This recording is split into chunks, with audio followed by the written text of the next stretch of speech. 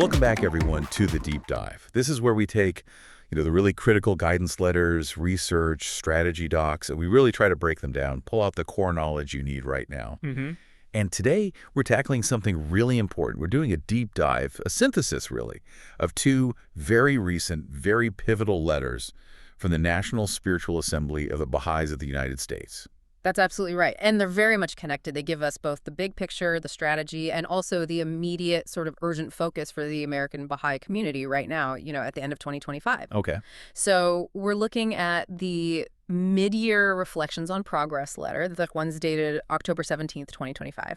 And then there's the follow-up, a really targeted letter for the Feast of Qudrat, dated November 3rd, 2025. Got it. So the October letter, that sounds like the strategic map, like a comprehensive check-in on the 9-year plan here in the U.S., looking at how the community is doing, changes in thinking, even America's spiritual destiny, that sort of thing. Exactly. It covers the culture, the capacity building, where things stand with the national goals. It's the broad view.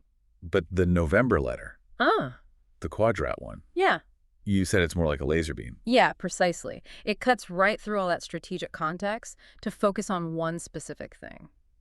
A time-sensitive, immediate call to action that the NSA clearly feels needs urgent attention right now. Like, right now, before we hit Ridvan 2026. Okay, so our mission today, for you listening, is really to get a handle on how these two powerful messages work together. Right. We need to grasp the specific numbers, the calls to action, especially the ones due soon, by the next Ridvan. And maybe just as importantly, understand the deeper spiritual meanings the NSA is drawing out about community growth and, well, the unique spiritual path for the American Baha'i community right now. Yeah, because if we don't see the link between that spiritual transformation they talk about in the October letter and the very practical, measurable service called for in the November letter, well, we might miss the whole point, Well, the specific actions, the service, the capacity building, and that big picture spiritual destiny, they're all pieces of the same puzzle. They're facets of one single unified effort.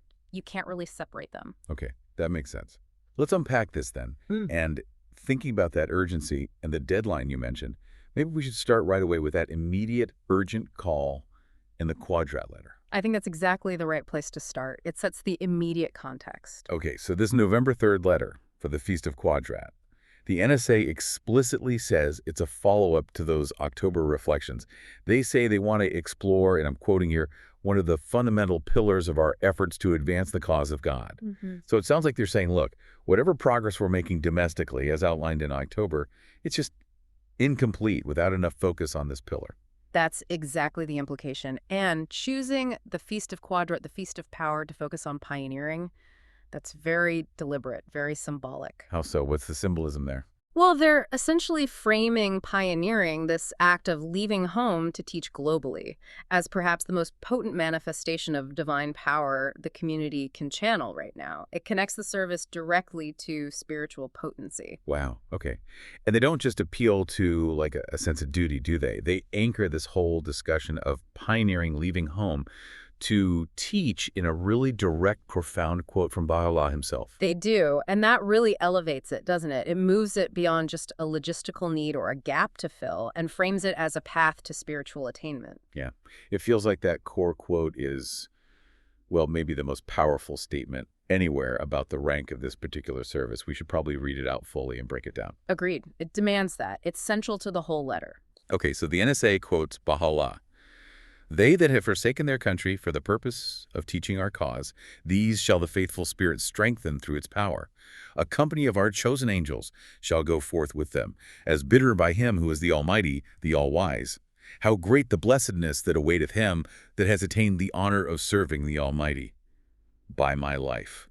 No act, however great, can compare with it, except such deeds as have been ordained by God, the All-Powerful, the Most Mighty. Such a service is indeed the prince of all goodly deeds and the ornament of every goodly act. Thus hath it been ordained by him who is the sovereign revealer, the Ancient of Days. Whew. It's powerful stuff. And what's really crucial to grasp there, I think, are those guarantees and the rank given to the service. Yeah, break that down. What are the key takeaways? Well, first, there's the absolute guarantee of strengthening from the faithful Spirit. That's huge. Second, the promise that a company of our chosen angels shall go forth with them. That means the pioneer isn't just some lone individual out there being brave. They're literally a focal point for divine assistance. They're not alone. Okay, spiritual backup. And the third point, the ranking. Right, the ranking. When Baha'u'lláh states flat out, no act, however great, can compare with it, and then immediately calls pioneering the prince of all goodly deeds. I mean, he's creating a very specific spiritual hierarchy here. It's not just a good deed. No, it's defined as the absolute pinnacle of service, the highest standard for attainment in this life, basically, except, of course, for deeds directly ordained otherwise by God.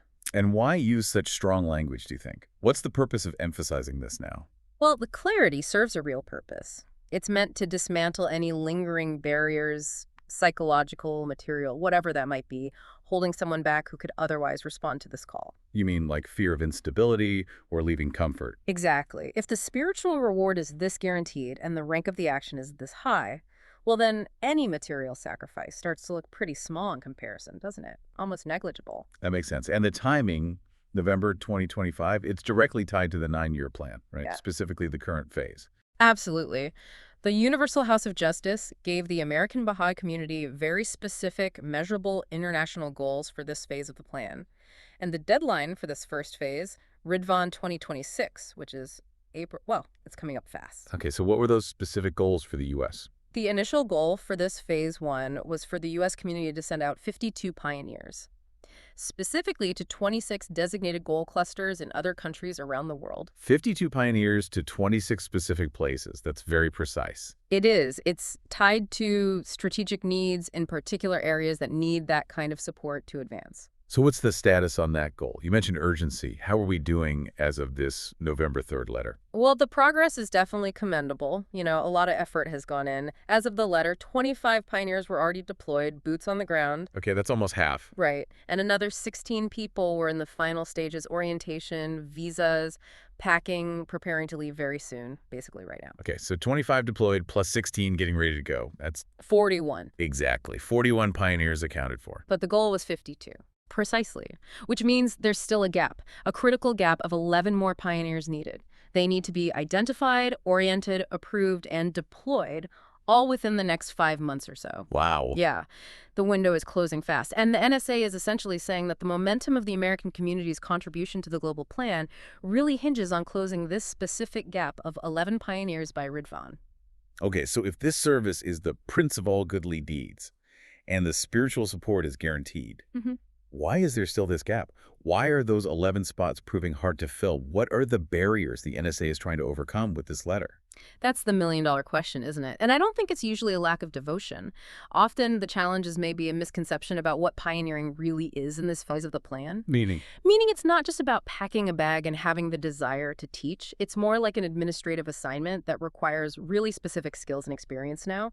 The NSA is trying to lift the vision, remind people the reward outweighs the fear, but also stress the practical needs. And those practical needs are very specific, aren't they? They seem directly linked to the work people are doing right here domestically with the Institute process. Absolutely. The letter specifies that the kind of pioneer needed now has to have a substantial understanding of the Institute process. And crucially, this is key, actual, proven experience helping a cluster advance beyond the third milestone. Okay, why that specific benchmark? Experience past the third milestone. What does that signify? Well, reaching the third milestone is a major transition point for a cluster. It marks the shift from, relying heavily on early enthusiasm or maybe outside help to developing its own sustainable internal structure for education and administration. It's self-generating. Pretty much. A cluster past the third milestone is one that's successfully raising up its own Baha'i teachers, children's class teachers, junior youth animators, its own core activities organically. It shows real community ownership and capacity. Okay. So a pioneer with that experience isn't just going somewhere to teach. They're going to transfer that capacity. They know how to accompany local people until those locals can run the whole system themselves, right? Yeah. Even towards forming a local spiritual assembly eventually. Precisely. They need the skill to have those meaningful conversations, yes, but also, crucially, to accompany others. Not just invite them once, but walk alongside them, mentor them, until those new friends become active protagonists in the life of their own community. The pioneer is meant to be an accelerant for local capacity, not a permanent fixture. Makes sense. And the letter also mentions a specific group as being particularly well poised for this kind of service, people who've worked with youth and junior youth. Yes, and that's really a nod to the global reality of the plan. In almost every part of the world, youth and junior youth are the most receptive groups, the most eager to engage. So people experienced in youth work, they're already skilled in using the specific tools of the institute process that resonate most strongly: the Junior Youth Spiritual Empowerment Program, moral education materials. These are incredibly effective for fostering community growth and empowerment. So youth workers are kind of natural agents for accelerating the whole process abroad. Got it. Now, this Qudrat letter, it covers the immediate goal those 11 pioneers needed by Ridwan. But it also brings up another much larger pioneering goal, doesn't it, for one specific country, China. It does, and this is a completely separate thing, a massive long-term undertaking announced by the Universal House of Justice back in September 2024. Oh, massive. The worldwide goal is 200 pioneers to the People's Republic of China over the next 4 or 5 years. And the U.S. community alone has been assigned a staggering 80 of those 200. 80 pioneers. Yeah. That's from the U.S. for China. That's huge. It is huge, and it really underscores the unique role the U.S. community is seen to play, likely due to its specific professional and academic networks, in what is obviously a very sensitive global initiative. 80 people over maybe 5 years for a very unique kind of service. Yeah. What does the guidance say about how they should operate? Given the context, it can't be like traditional pioneering. No, definitely not. The guidance is really clear that this service has to be built on relationships, on deep trust. The focus isn't on, big public proclamation events. It's about fostering genuine friendships by leveraging existing personal and professional contacts and also making new ones. The idea is to share the faith through natural, meaningful conversations, often using things like devotional gatherings as a gentle way in. The goal is to subtly, patiently, sustainably develop a network of relationships over time. So your job or your studies aren't just a cover story. They're actually the main way you connect and serve. It's integral, yeah. And the NSA points to a very practical path, especially for young people. They mention a specific need for youth experienced in tutoring Ruhi Books 1 and 2. Okay. And then they couple that with a note that the Chinese government offers full scholarships for foreign students in certain fields. That's not just a random piece of info, is it? Not at all. It's basically a strategic blueprint. It's signaling to young people, look, your academic goals can be directly woven into your pioneer service. Here's a sustainable, legitimate way to enter the country, get residency, and stay long enough to build those deep, trusting friendships that are absolutely essential for this kind of patient-focused growth. It turns a temporary student visa into a potential long-term pioneer post. Exactly. It allows for that long-term commitment. And this China goal, it also kind of ramps up the urgency around understanding the nature of sacrifice, doesn't it? This isn't a short-term mission trip. It demands immense patience, discretion, a long view, maybe even more so than some traditional pioneer posts. Which brings us right back to the spiritual core of it all. The NSA includes that really moving quote from Abdu'l-Bahá, the one that completely reframes how we think about sacrifice. Yes, the one about tranquility versus homelessness. Can you read that one? It feels central. Sure. Abdu'l-Bahá says, "The joy of tranquility in one's home shall pass away, whilst the blessing of homelessness shall endure forever, and its far-reaching results shall be made manifest." Wow. It's the conceptual anchor for the whole Qudrat letter, really. We tend to think of leaving home, losing comfort and stability as a negative thing, a sacrifice you have to endure. Right, something you give up. Exactly. But Abdu'l-Bahá just flips that completely. He insists that the material comforts we cling to, that tranquility in one's home, they're temporary anyway. They will pass away eventually. Or fleeting. Precisely.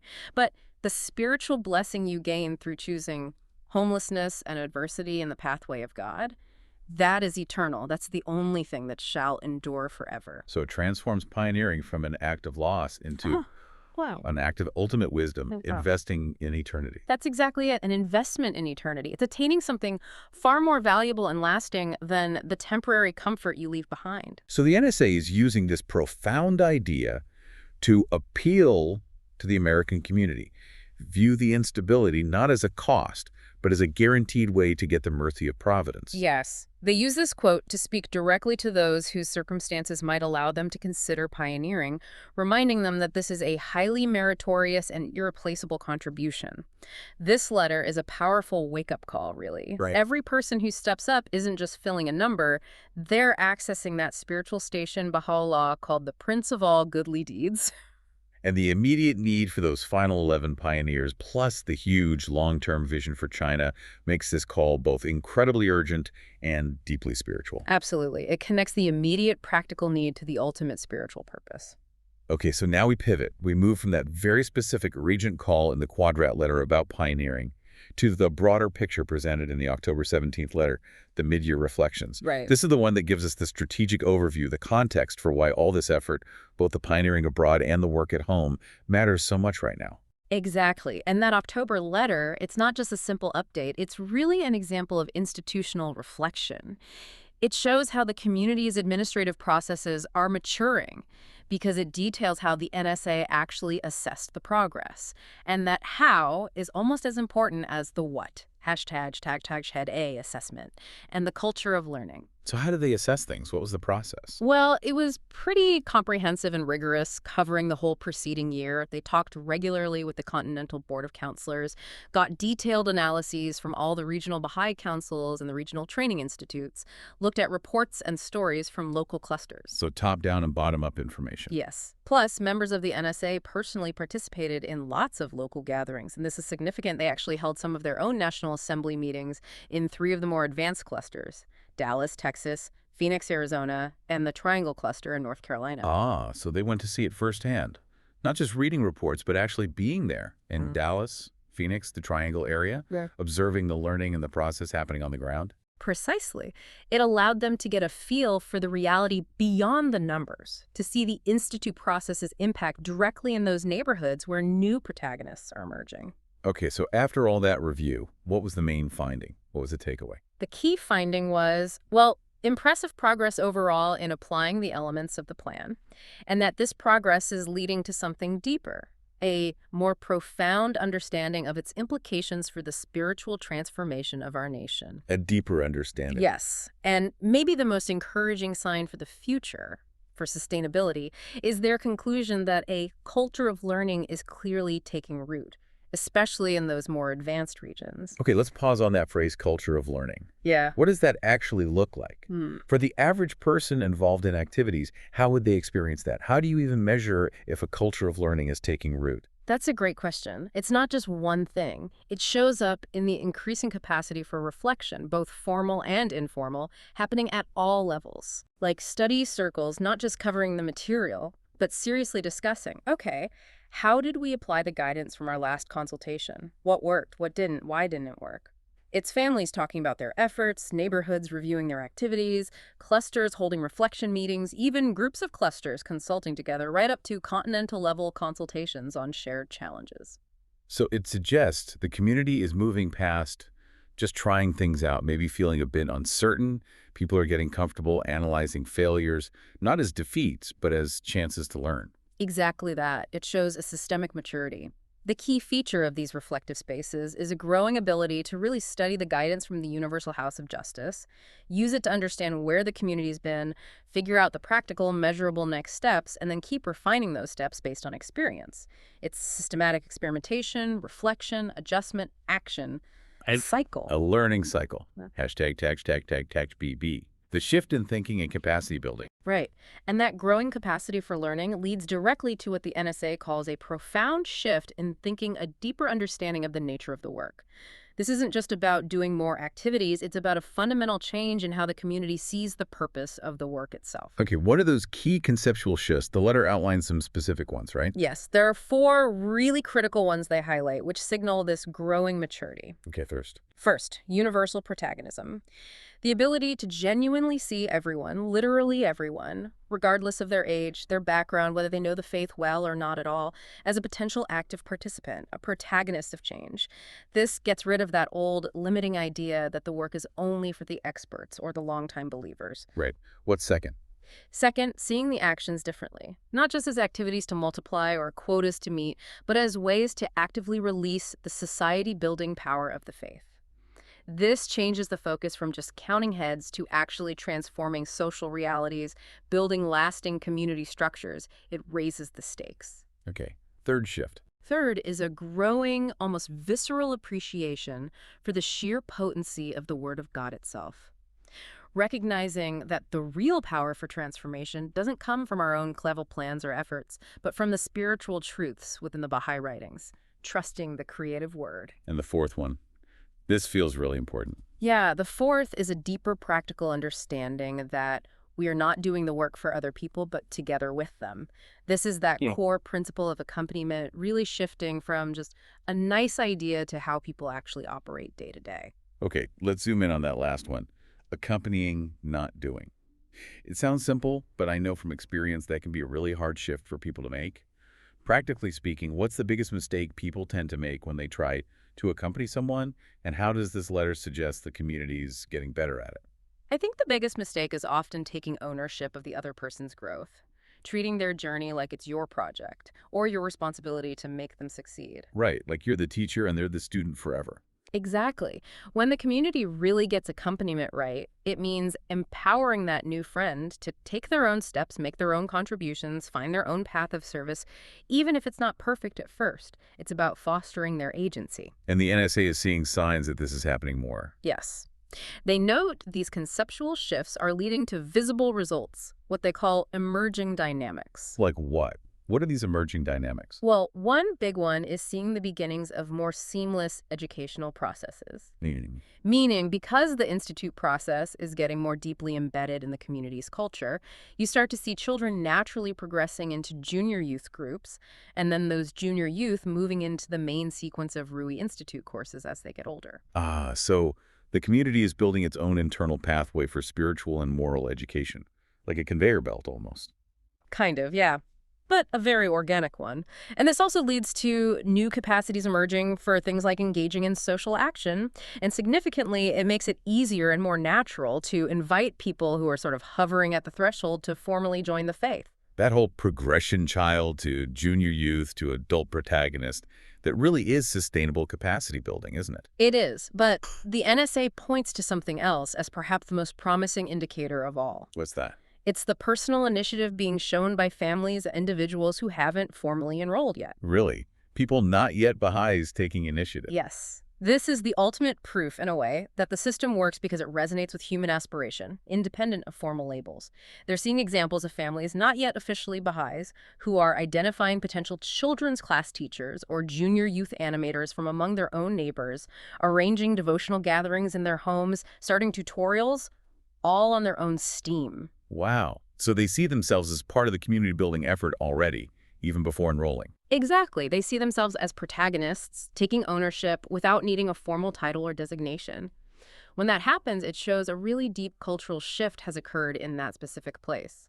The process itself is attracting participation. ###C, racial justice and milestone metrics. Okay, so this growth in capacity, this culture of learning, this personal initiative, the letter then connects this directly to another really vital aspect of the faith's mission in America, right? Racial justice and unity. Absolutely. It's a major theme in the October letter.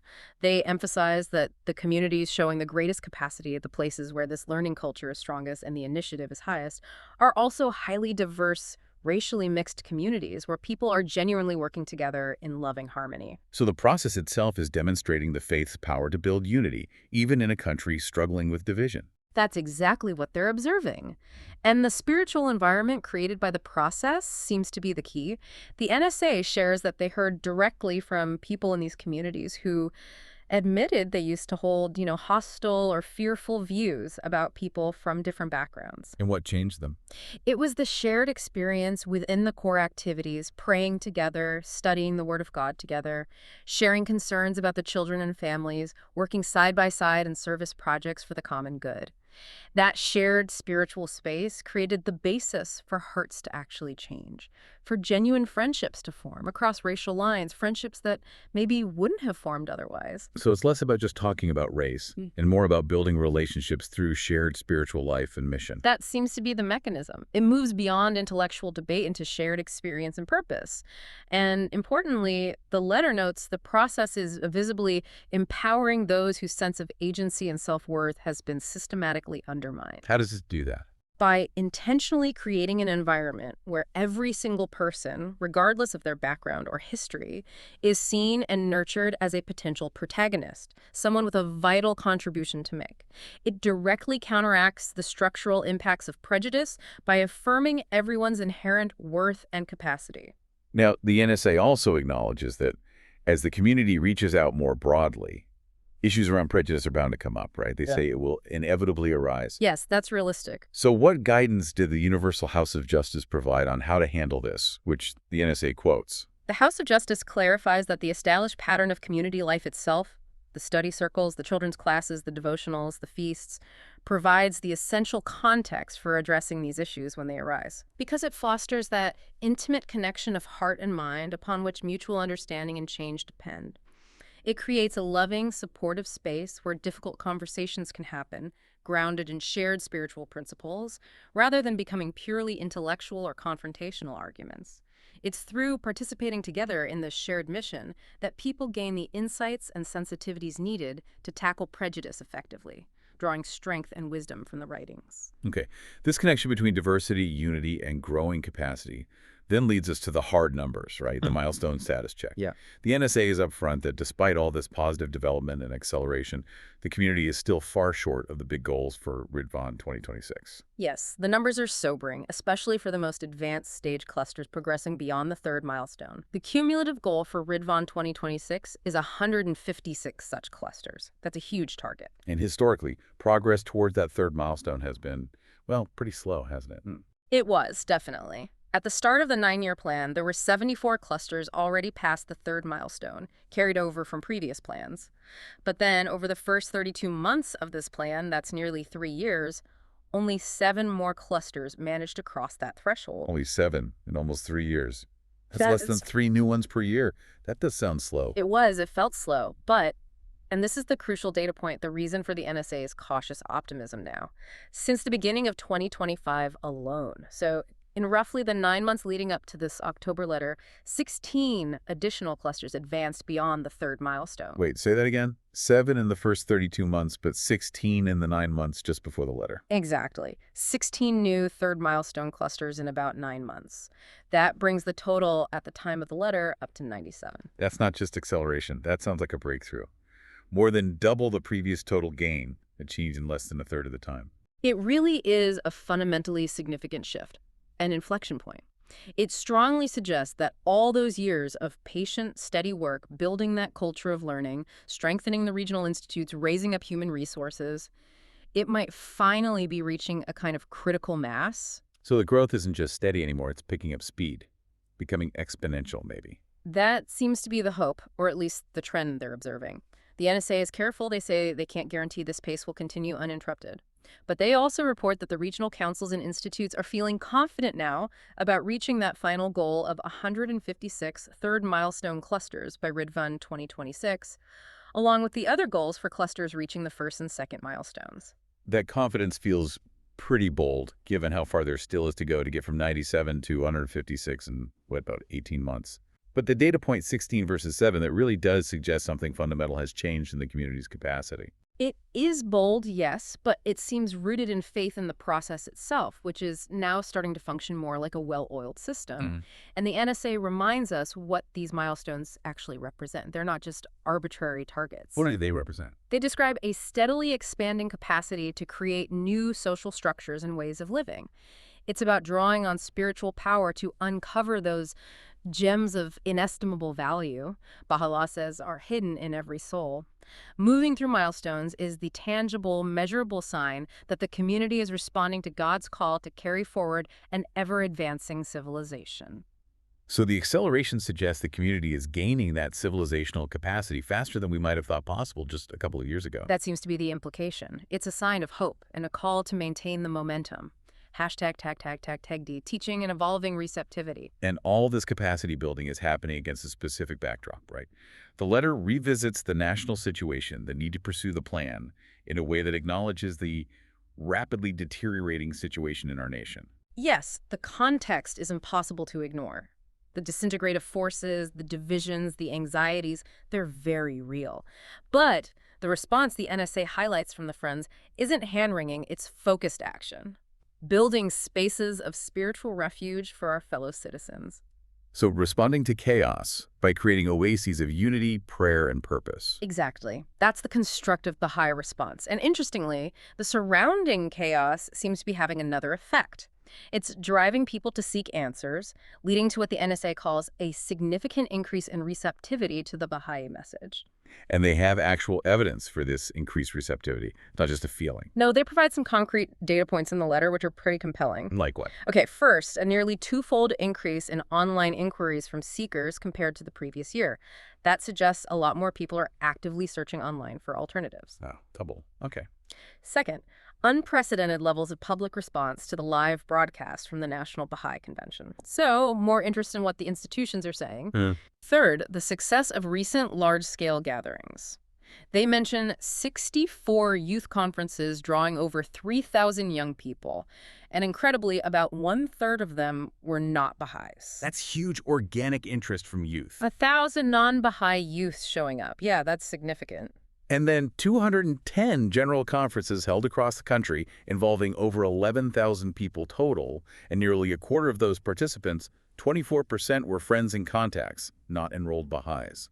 This shows sustained engagement from people on the periphery. And these big conferences, they're not just one-off events anymore. No, the NSA confirms they're becoming regular features in the rhythm of community life, part of the ongoing pattern. But the crucial point they make is how the community needs to respond to this growing receptivity. It's not just about giving a presentation, right? Definitely not. It comes back to relationships. The key is developing loving, genuine, intimate relationships to really understand what people are truly searching for, what their specific aspirations are. Because people aren't all looking for the same thing. Exactly. Someone might be turned off by organized religion, but desperately seeking authentic spirituality. Another might be worried about moral education for their kids. Someone else might just long for a safe community space, free from political fighting. You only discover that through real friendship. And this connects to something else the Universal House of Justice has commented on, the crisis affecting the family unit. Yes, the NSA brings that in. They mention the House of Justice's concern about the forces hitting families hard, exposing people to destructive influences like lack of love, selfishness, conflict. So how does the Baha'i community respond to that? By striving to make the Baha'i family itself a living demonstration of a different way, a model that actively counteracts those divisive forces that feed discontent, conflict, and self-interest. Every Baha'i home, ideally, becomes a little workshop for unity, weaving those bonds of trust and cooperation that are needed for a healthy society. Okay, this brings us to a really important theoretical point in the October letter, how the understanding of receptivity itself has evolved, based on guidance from the Universal House of Justice over the years. Yes, this is a crucial clarification, especially for the American context, where the focus on enrollment numbers has sometimes been intense. The NSA traces this evolution. What was the first big shift? It really started gaining momentum with the Ridvan 2010 message. That message emphasized that teaching isn't primarily about getting immediate declarations. It's about forming veritable, enduring friendships where the conversation continues long after the first meeting. That shifted the focus from just holding events to really accompanying people relationally. And wasn't there a key line in that 2010 message about priorities? Yes, a really pivotal sentence. It said something like, whether the first contact with such newly found friends elicits an invitation for them to enroll in the Baha'i community or to participate in one of its activities is not an overwhelming concern. So the priority became welcoming participation in the activities in the community building process itself. Exactly. The focus shifted. Receptivity started to be understood more as a willingness to participate in core activities, to join in the community's life. Measuring success became less about immediate enrollment numbers and more about sustained involvement and contribution. Okay, but then there was a need for further clarification later, wasn't there? In 2021. Right, because as more and more people started participating deeply, sometimes the lines between being involved and being formally enrolled got a bit blurry. The 2021 guidance acknowledged that many people naturally begin to identify strongly with the Baha'i community as they serve alongside the friends and gain confidence. So what did the 2021 guidance clarify? It reaffirmed that while the community warmly welcomes absolutely any degree of association and participation, the act of formally embracing the faith, of enrolling, is still recognized as a unique and singular moment in a person's spiritual development. It's distinct from just being involved, however actively. So involvement is great, participation is key, but enrollment is still a conscious, significant step. Precisely.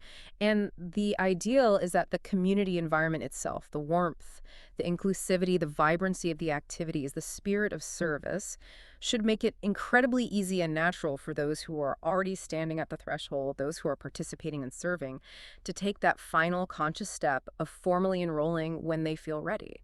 The process itself becomes the most powerful invitation. Hashtag E, America's Destiny and Hope in Crisis.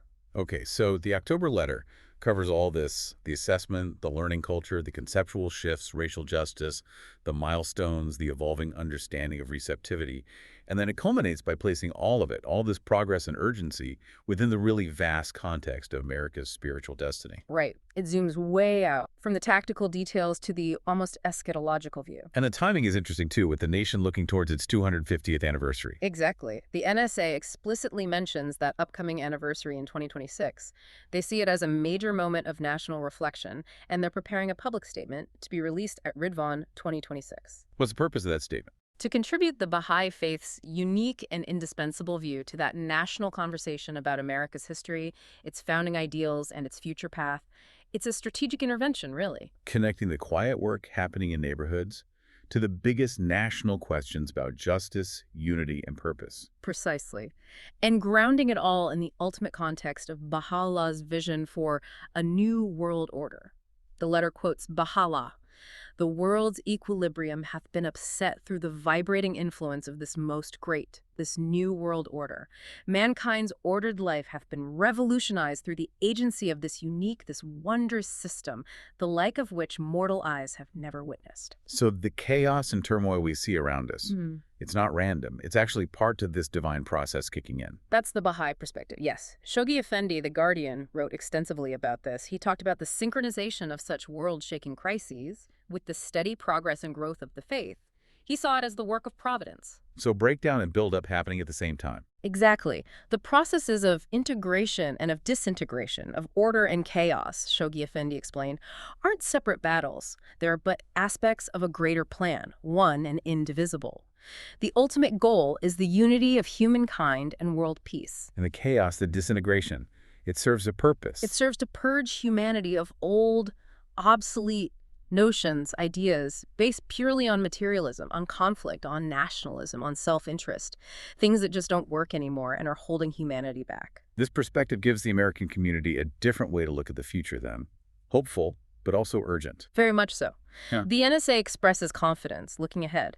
They anticipate a time, maybe not too far off, when humanity, having been sufficiently shaken up, sufficiently purged of obsolete notions, will become desperate. Desperate for what? Desperate for a credible source of moral authority and truth. And when that search begins in earnest, people won't be looking for just another political ideology or quick fix. Probably not. The NSA suggests they'll be looking for a proven process, a community, a system that has already demonstrated on the ground that it can actually transform hearts and minds, build genuine unity across differences, foster inclusion, and offer a unifying vision that works.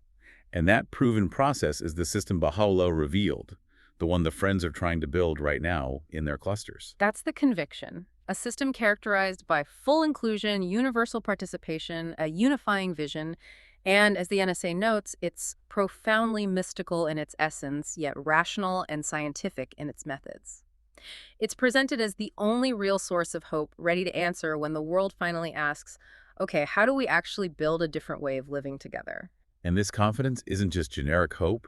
It's rooted in specific statements about America's destiny, going way back to Abdu'l-Bahá. Yes. We always have to remember that incredible statement from Abdu'l-Bahá. This American nation is equipped and empowered to accomplish that which will adorn the pages of history. It will lead all nations spiritually. Lead all nations spiritually. It's a staggering mandate. And Shoghi Effendi later reflected on this, wondering if it would be extravagant to expect that out of the agony and wreckage of an unprecedented crisis like the one we seem to be in, there should burst forth a spiritual renaissance in America. That's the ultimate goal, the potential spiritual primacy given to this community. And thinking about that profound potential, that destiny, brings us right back around to the immediate urgency, doesn't it? The letter ends with a powerful quote from the Universal House of Justice. Yes, a final exhortation from their latest Ridvan message, which perfectly sums up the whole thrust of both the October and November letters. Can you share that quote? It feels like the right place to land this section. It reads, "Against the gloom of a stormy sky, how bright the light that gleams from your devoted efforts. Time is passing, beloved friends. Your efforts are needed now. Every advance made in the fleeting months before next Rivan will better equip the community of the greatest name for what it must accomplish in the plan's second phase." Your efforts are needed now. Time is passing.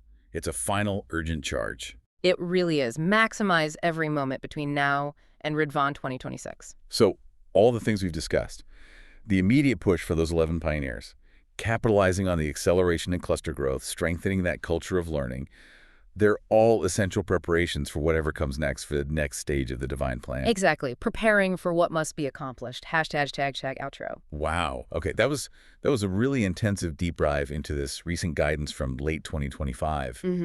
It feels like we've seen this powerful duality playing out, right? Definitely. On one side, you have the very immediate, critical, measurable things, closing that gap of 11 international pioneers by April, pushing hard on that accelerated cluster growth, aiming for those 156 third milestone clusters. Very practical, tangible goals. Absolutely. The tactical front line, you could say? Yeah. And then on the other side, there's this incredibly profound spiritual context. Yeah. The idea that this steady, systematic work, this patient building of capacity, is actually creating a spiritual refuge in a nation that's struggling. It's demonstrating unity's power, and it's laying the groundwork for America's huge, promised spiritual destiny. Exactly. The tactical service and the spiritual destiny are totally intertwined. You can't have one without the other. It's the micro-level actions, the daily commitments, meeting that macro-level divine plan unfolding. So thinking about that trajectory right now, where things seem to be heading, what's the single most provocative thought or question you think our listeners should maybe take away from grappling with these two letters together?